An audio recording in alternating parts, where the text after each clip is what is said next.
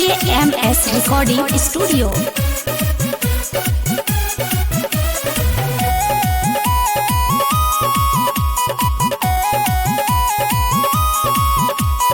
धीरे धीरे गाड़ी तू चलाई हो ए ड्राइवर राजा, आ भांग पी के गाड़ी मत चलाई हो ए ड्राइवर राजा। हेलो चल हेलो साउंड वाला भैया थोड़ा आवाज दीजिएगा।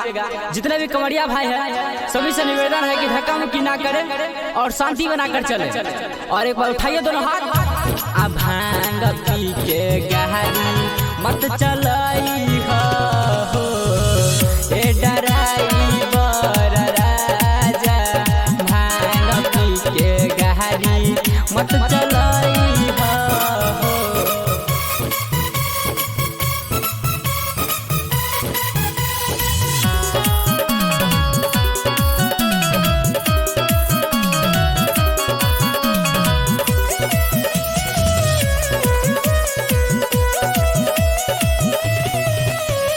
रोड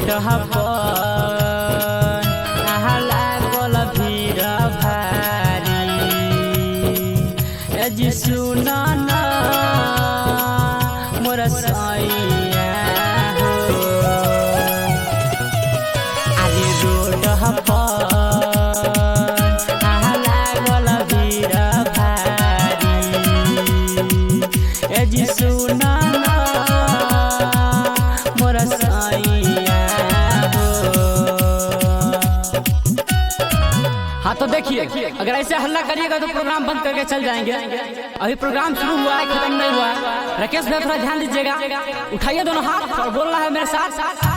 आ धीरे धीरे हला न दबाई हो ए ड्राइवर राजा, आ गाजा पी के गाड़ी मत चलाई हो ए ड्राइवर राजा।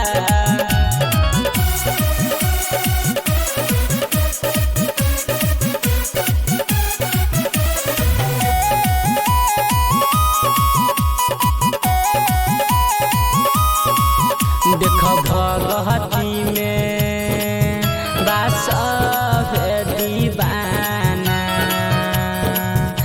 जी सुन ना मोर मन जी हो। जी भगहती में पूरा देव घर दीवाना, जी सुनी ना मोर सैया हो। हेलो चल हेलो तो साउंड वाला भैया थोड़ा बात दीजिएगा। तो चांद भैया से निवेदन है कि सामने वाला डीजे को थोड़ा उधर घुमा दे, आवाज टकरा रहा है। और एक बार और सभी कवरिया से बोलना है, उठाइए दोनों हाथ।